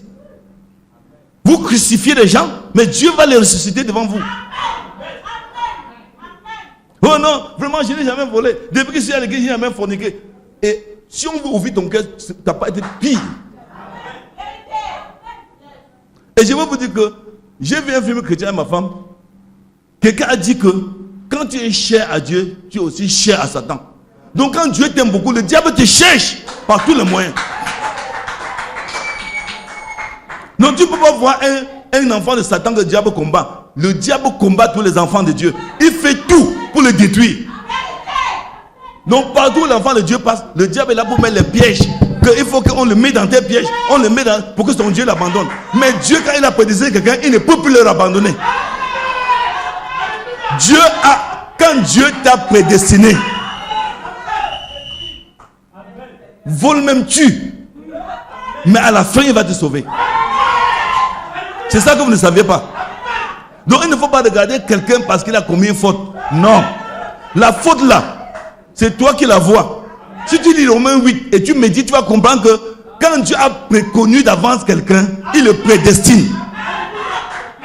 Et la prédestination là, aucun homme n'entre dans cette affaire là. Toi le pasteur, dis tout ce que tu veux. Mais un jour, tu seras surpris. Donc je voudrais vous prier, frère. Faisons comme les pentecôtistes, n'ayons pas honte. Nous sommes allés enseigner le message aux pentecôtistes. Acceptons qu'ils nous enseignent la Bible. Oui. Il ne faut pas qu'on ait honte que non. Les pentecôtistes m'ont dit qu'on est venu ici avec le message, on ne connaît rien. Non, monsieur, il faut qu'on leur dise, apprenez-nous à lire la Bible. Comme nous, on les force à lire le message, il faut que nous acceptons qu'ils nous apprennent à lire la Bible. Pas en rétrogradant dans les équipes pentecôtistes, mais en imitant ce qu'ils font. On imite sans avoir honte. Que non, les pentecôtistes, ils font l'étude biblique. Il faut qu'on essaie aussi de faire ça. Pas que, frère, si tu ne crois pas au message de Branham, tu es mort. Non, monsieur, c'est toi qui dis. C'est toi qui dis. On dit le partage. Ça dit tu donnes, je te donne. Ce sont aussi les enfants, de Dieu. Quand vous condamnez les témoins de Jéhovah, c'est vous qui avez créé cette église? Non. Donc, tous ceux qui sont là vont en enfer? Non. Ils ne vont pas tous en enfer, monsieur. La doctrine des témoins de Jéhovah peut ne pas être en accord avec le message de ce jour. Mais un jour, tu vas voir un élu sortir de là. Et il sortira de là plus propre que toi. Parce qu'il soit avec les Écritures pour être éclairé par le message. Mais toi, tu as le message sans Écriture, il sera mieux que toi. C'est pour cela que les frères de cette église ici, qui évangélisent, je ne vois aucun d'eux qui peut partager la parole avec un témoin de Jéhovah. Il va le rosser comme ça. Aller-retour, il va te laver. Parce que lui, bon, n'allons pas loin. On avait un petit ch'pi ici, là. On l'appelait quoi, alors? Quand Fak était ici, elle ne connaissait ni lire ni écrire. Maro l'apprenait comme son élève, son disciple. Il n'a pas de problème. Quand Fak était derrière Maro avec Maman, eux étaient les patrons, elle était la disciple. Voilà qu'une fois, on ne sait pas par quel mystère elle est allée chez le témoin, je vais là-bas. Mais maintenant, quand elle revient, Maro ne peut plus parler avec elle. Elle rose Maro comme ça, aller-retour. Donc, Maro ne peut même plus parler. Frère, je ne mens pas. C'est Maro elle-même qui témoigne. Si elle est là, elle se lève et dit. Qu'une fois dit, Matthieu 18 dit ceci. Luc 12 dit, Maro ne peut pas. Maro ne peut pas. Elle dit, le prophète avait dit, le prophète a dit quoi? Le prophète, ce n'est pas une Bible. On voulait même la ramener en arrière. Elle a dit non, frère, laissez-moi vos affaires là. Que prendre la Bible, on va dedans. Tu me montres le prophète. Maro ne peut pas. J'ai lu la démonologie. J'ai lu la semence de serpent. J'ai lu les zones des temps de la fin. Et ça fait quoi? Tu as lu, ça fait quoi? Viens dans la Bible avec les démonologies là. Viens dans la Bible, tu me montres la semence de serpent. Tu ne peux pas, alors que c'est dans la Bible. Oh, j'ai dit qu'il y a les zones des temps de la fin. Il y a les zones des temps de la fin dans la Bible. Mais monte alors, tu ne peux pas.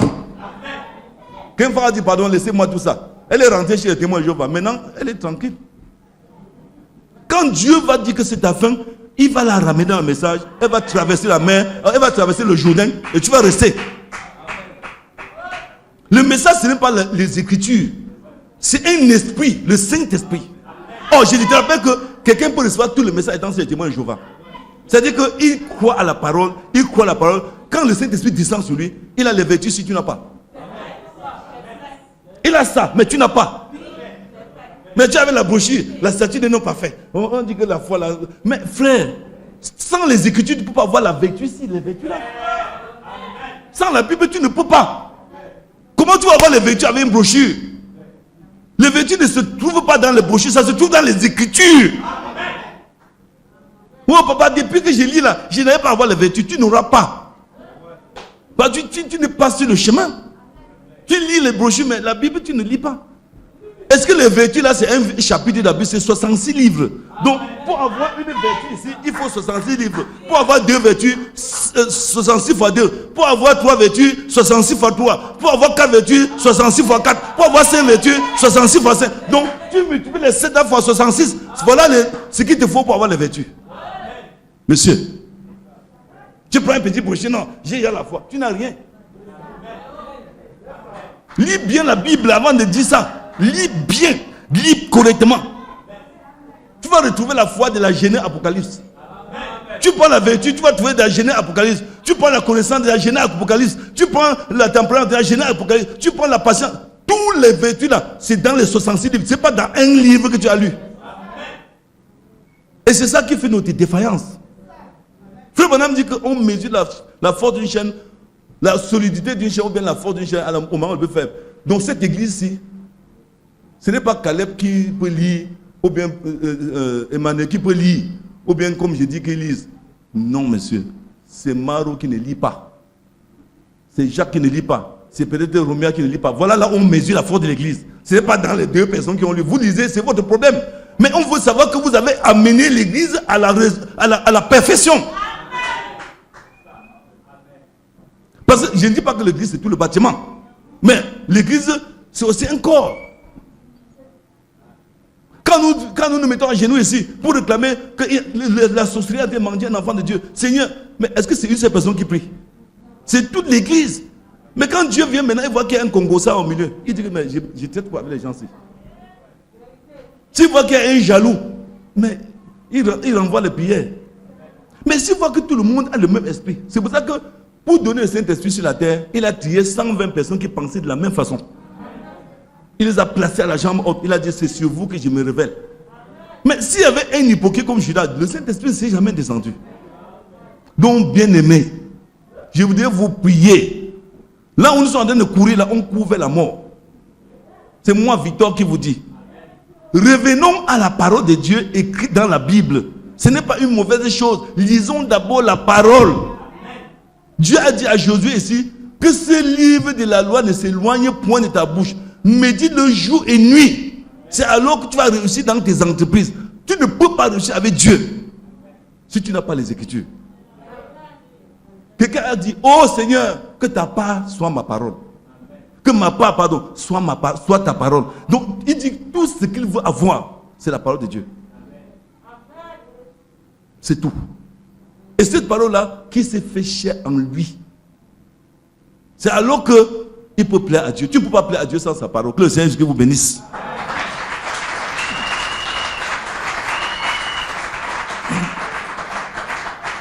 Bon, bien aimé, je voulais juste vous exhorter à lire la Bible. La Bible ici que nous avons abandonnée pour suivre le message de William Branham, c'est dangereux. Parce que aux États-Unis, Joseph Branham a dit, lisez le message. Il n'a pas dit qu'on met la Bible à côté. William Branham lui-même a combattu ça. Amen. Toute sa vie. Amen. Que les branhamistes n'iront pas au ciel. Amen. Jamais de la vie. Ils n'entreront pas. Aucun branhamiste ne traverse la porte du ciel. Parce qu'il n'y a pas une Bible appelée Branham au ciel. Ça n'existe pas. Ce qui entre au ciel, c'est la parole de Dieu. Branham est venu pour nous éclairer. C'est le messager de notre âge. C'est lui l'élu de cet âge-ci. Mais ce n'est pas seulement son message. C'est avec la Bible. En dehors du message de William Branham, tu n'entres pas au ciel. Mais avec son message seulement, tu n'entres pas. Tu dois entrer avec la parole de Dieu éclairée par son message. Si tu n'as pas le message de William Branham, tu ne peux pas avoir le vrai Saint-Esprit dans cet âge. Mais tu ne peux pas non plus entrer au ciel seulement avec le message sans avoir compris, sans avoir lu la Bible. C'est pour cela que quand nous présentons Malachie 4 dans les campagnes d'évangélisation, c'est pourquoi? C'est pour exhorter ceux qui lisent la Bible à recevoir le baptême de cet esprit. Vous comprenez ça? Ce n'est pas pour dire qu'on a abandonné la Bible. Non, monsieur. Ça ne se fait pas. C'est pour ça qu'on met toujours le messager avec le baptême. Parce qu'on sait que le baptême, c'est l'écriture. À partir de là, tu vas entrer dans toutes les écritures. Tu vas voir que le messager, c'est lui qui parle mieux aux gens. Oh, j'ai bien dit. Frère, dans tout ce qu'on fait dans la Bible, les écrits et les messages sont les plus irrespectueux. Pourquoi? Parce qu'ils ne comprennent rien des Écritures. L'amour, il n'y a pas. Quand on parle même de construire une église comme ça, ils ne comprennent rien. Ce que ça veut dire construire une église. Mais le pasteur l'a construit pour faire quoi? Je lui donne mon argent, pourquoi? C'est des choses qu'on fait parce qu'ils ne lisent pas. Quand on dit que la quête peut-être pour aider un frère, ils ne comprennent rien. On dit qu'il y a le deuil, ils ne comprennent rien. Oh, un frère a perdu son frère. Tu prends 100 francs, tu mets dans le panier parce que tu ne comprends pas. Lisez la parole de Dieu, vous allez voir que c'est le contraire que vous allez faire. La Bible est complète. Je ne suis pas en train de dire qu'on ne doit pas croire à Branham. Je dis que si vous lisez seulement les brochures, vous êtes perdu. Il faut d'abord lire toute la Bible, comprendre ce que la Bible dit. Maintenant, vous prenez le message de Branham, ça vous éclaire, ça ouvre vos yeux. Parce que sans le message de Branham, vous ne pouvez pas comprendre la Bible. Mais le message de Branham sans la Bible, vous vous perdez. Je prends un exemple. Les frères dans le message ont plus peur des démons que les pentecôtistes. Même les grands pasteurs de message, quand on dit des démons, frère, j'ai vu. Pourquoi? Parce qu'ils ne comprennent rien à la Bible. Ils ne savent même pas ce que c'est qu'un démon. Quand tu lis la démonologie, le frère Branham, tu ne peux pas connaître ce que c'est qu'un démon. Ça ne suffit pas. Il faut entrer dans les Écritures pour comprendre qui tu es et qui est le démon. Entre vous deux, il n'y a que différent. Le démon, c'est qui? Le sorcier, c'est qui? Le diable, c'est qui? Si tu ne connais pas qui est le diable, tu peux le combattre. Oh, tu peux prendre une brochure à la démonologie, tu comprends qui est le diable, tu ne comprendras pas. C'est pour ça que quand on attend, tu as fait, tu connais les démons. J'ai lu démonologie. Maintenant, quand quelqu'un vient dans l'église, il manifeste, il saute dehors. Il le laisse dans l'église. Il est à la porte. Pourquoi? Parce qu'il ne connaît pas ce qui est dans ces personnes qui manifestent. S'il savait que lui, il est au-dessus de ça, et qu'il doit aimer celui qui est possédé, il doit se tenir là et le réclamer. Donc c'est pour vous dire, frère, prenons notre église du message terre à terre. N'ayons pas honte. Terre à terre, prenons terre à terre. Prenez même tout ce qu'on fait, les visites dans les maisons. C'est difficile dans le message de voir un frère qui va chez l'autre avec un cadeau. Il n'y a que peut-être l'homme de Dieu là, Augustin là. C'est l'un des rares que j'ai vu faire ces choses. C'est-à-dire qu'il reste comme ça, il pense qu'il peut donner un cadeau à tel. C'est frère Augustin Chinda. Je ne dis pas que vous n'êtes pas chrétien, mais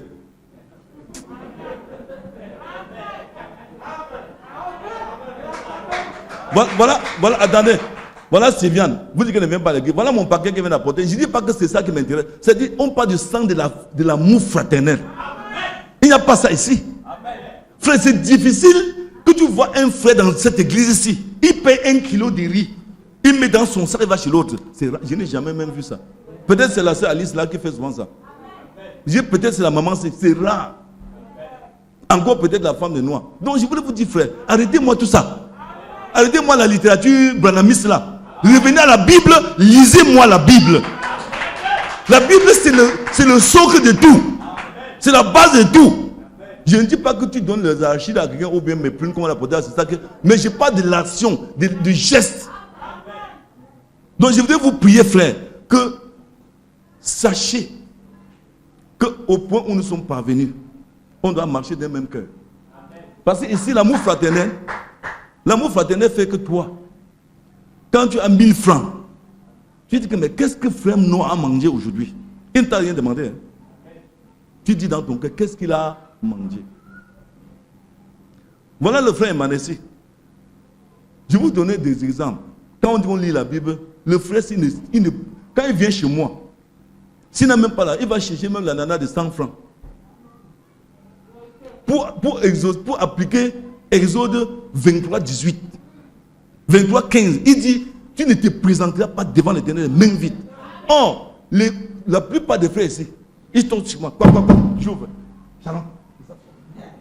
Moi, est-ce que vous dire que... Je ne peux pas te dire que ce n'est pas comme ça qu'on est dans la maison de Dieu. Bien-aimé, lisez la Bible. Laissez-moi lisez-moi la Bible. Lisons, pas lisons la Bible. Il faut que nous on lise la Bible. Et on va le confesser ici avant de sortir. que nous on veut lire la Bible. Amen. Nous on veut lire la Bible. Nous voulons connaître la parole de Dieu. Parce que c'est le fondement de la foi. On ne peut pas fonder sa foi sur les brochures de Frère Branham. Non, on fonde sa foi sur la Bible écrite. Je sais que quand il veut dire ça, les frères mettent ça sur le net. Parce qu'ils vont dire que non, il y a un monsieur là qui dit que le message met sur le net. Je veux les attendre. Mais sur le net. Si un d'eux m'attaque, ils vont lui demander si c'est lui qui m'a donné le Saint-Esprit. Parce que le Saint-Esprit parle d'une manière, tantôt d'une manière, tantôt d'une autre. Donc, ne venez pas me dire que l'église est autonome. Ce n'est pas l'église catholique ici. Tu vas me dire que, comme tu as prêché, comme ça tu me prêches, je veux tout prêcher. Bon. Frère, moi je voudrais qu'on arrête ici. Je crois qu'on a bien parlé.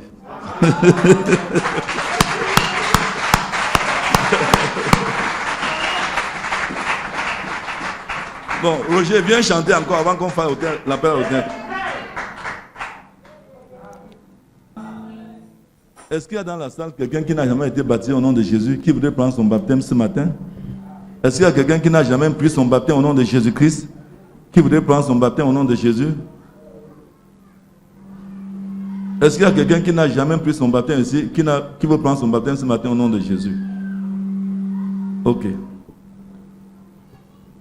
Est-ce qu'il y a des malades dans la salle? Bon. Ok, il y a 1, 2, 3. Seigneur Dieu de gloire et de miséricorde, il est écrit dans ta parole, Seigneur, mon âme bénit l'Éternel, que tout ce qui est en moi bénisse son Saint-Nom et n'oublie aucun de ses bienfaits, car c'est lui qui pardonne toutes tes iniquités et qui guérit toutes tes maladies. Ce matin, ô Dieu, nous voulons appliquer le glorieux sang répandu à la croix sur chaque main levée ici, afin d'éloigner Satan qui tourmente le corps, l'âme et la chair de tes enfants. Dieu de gloire, descends maintenant, descends Saint-Esprit de Dieu, traverse cette salle et restaure. Je voudrais prier pour quelques frères ici. C'est moi qui les appelle. Parce que le diable combat les enfants de Dieu. Je voudrais que le Seigneur les vienne en aide.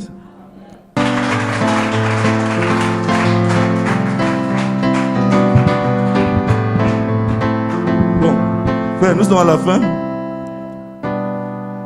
Je crois que Roger, tu peux monter encore chanter 2 chants pendant qu'on s'appelle à sortir. Bien aimé, il faut croire ce qui s'est passé. Le diable n'a aucun droit sur nous. Aucun droit. Le diable n'a aucun droit sur nous. Jésus-Christ, notre Dieu, celui qui habite en nous, l'a vaincu. Et ce que j'ai prononcé ici, ça doit arriver. C'est ça. Pour le Seigneur.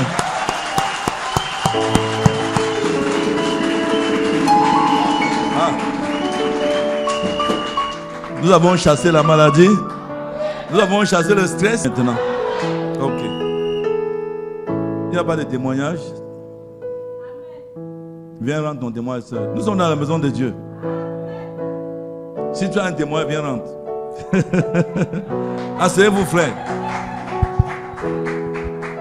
Ce qu'elle dit là, moi je voudrais vous rappeler que je ne venais pas ici ce matin pour prêcher. Je voulais simplement présenter le messager et dire qu'on lise la Bible.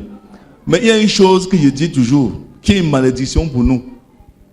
C'est que, au lieu de lire la parole de Dieu pour qu'elle nous change, on lit les citations du prophète pour critiquer les gens. Et je vous dis toujours, là où nous sommes sur une pente très dangereuse. Pourquoi? Parce que je vais vous expliquer avant que la sœur ne rende son témoignage. Le frère Genesis vient de dire une chose très importante. Et moi, je voudrais vous rappeler, et même la sœur a aussi pris une partie. Si tu es délivré d'un démon et tu n'as pas la parole, le démon que tu as chassé, la Bible dit quand on chasse un démon dans un corps, il ne va pas les lieux arides, il erre. Il ne trouve pas du repos. Pour revenir, il ne vient plus 7. Il prend 7 autres démons. Maintenant, ils sont 8. Ta dernière condition est plus pire que la première. Donc, je voulais dire que quoi? Hier dans la nuit, pendant qu'il est venu ici, le Seigneur m'a dit une chose. Le Seigneur m'a dit qu'on ne peut jamais sanctifier une église avec le message de William Branham. C'est impossible. J'ai beaucoup médité, dit, mais comment? Le Seigneur me dit, ce n'est pas possible. Parce qu'il n'y a aucune parole de Dieu écrite dans le message qui correspond à la parole de Dieu. Sauf les citations que Frère Branham lui-même parle. Frère Branham donne la révélation de la Bible. Mais le fondement même de sa révélation, c'est les Écritures. Donc c'est pour dire que quoi? C'est pour dire que moi, je vais prendre un exemple. Elle parle de mèches. Les gens m'ont très mal compris ici. Je n'ai jamais dit que quand quelqu'un a les mèches, il n'entre pas ici. Mais j'ai dit les anciens de l'église qui s'habillent d'une manière outrageuse. Ce n'est pas normal. Parce qu'on ne peut pas enseigner quelqu'un pour qu'il ne change pas. C'est ça que j'ai dit. Voilà mon épouse. Moi, je n'ai jamais dit d'enlever les mèches sur sa tête. C'est elle qui a décidé de faire ça. Je n'ai jamais dit. Ne mets pas. Elle mettait les mèches brésiliennes qu'on vendait à 200, 300 000. Mais moi, j'ai dit que l'amour de Dieu couvre une multitude de fautes. J'ai prié pour 4 personnes ou 5. Ce n'est pas. On ne s'est pas entendu.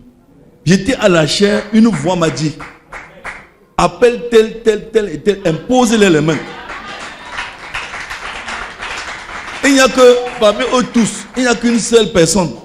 Quand j'ai quitté chez moi, je devais prier pour lui, c'était Frère Franck. Mais les autres, c'est Dieu qui m'a dit ici. Bon, maintenant, le problème, c'est quoi? Le problème, c'est que Dieu est en train de nous amener à la fin des temps. Mais nous sommes en train d'entrer là-bas sans la parole. C'est la parole qui ressuscite. Et le message te donne les secrets, comment utiliser la parole de Dieu. Or, maintenant, les gens viennent dans l'église, au lieu de lire la Bible pour changer, ils cherchent les versets pour critiquer les autres. Moi, ce n'est pas normal. Déjà, la première personne, c'est la sœur Charlotte. Elle demande la prière pour retenir la Bible lorsqu'elle lit. Le second, c'est nos enfants qui vont en congé, en vacances. Il y a Daniel, Samuel et la petite Alice qui demandent la prière pour leur voyage à Bafoussam, afin que le Seigneur les protège pendant les vacances et leur donne la santé et les ramène en paix. Nous allons prier. Nous allons prier pour la sœur Charlotte. Seigneur Dieu de grâce et de miséricorde. Frère, prends l'onction, tu mets. Non, pas toi. Donne. Frère Gaspard. Mets l'huile d'onction sur elle. Dieu que je te oins d'huile au nom du Seigneur Jésus-Christ. Non, sur sa tête.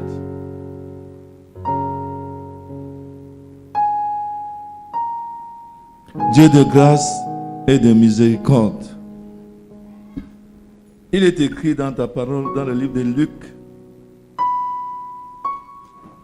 que tu ouvris leur esprit afin qu'ils comprissent les Écritures. Seigneur, nous venons de poser sur ta servante ton esprit à travers l'huile d'onction. Puisse le Seigneur ouvrir l'entendement de ta servante. Et que tout autre esprit qu'il a chevauché jusqu'à maintenant soit condamné, chassé, renvoyé dans les au nom de Jésus.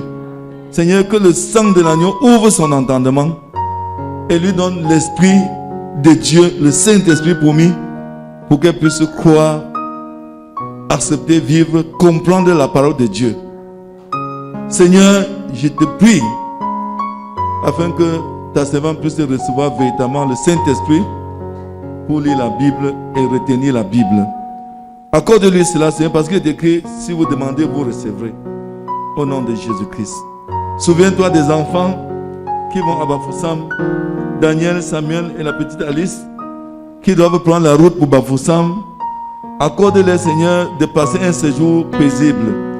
Seigneur, par la foi, nous invoquons le Saint-Esprit sur ces enfants, que le sang de Jésus les couvre, qu'une colonne de feu les environne, dans chaque maison où ils seront, que l'ange de l'Éternel campe autour d'eux pour les arracher à tout danger.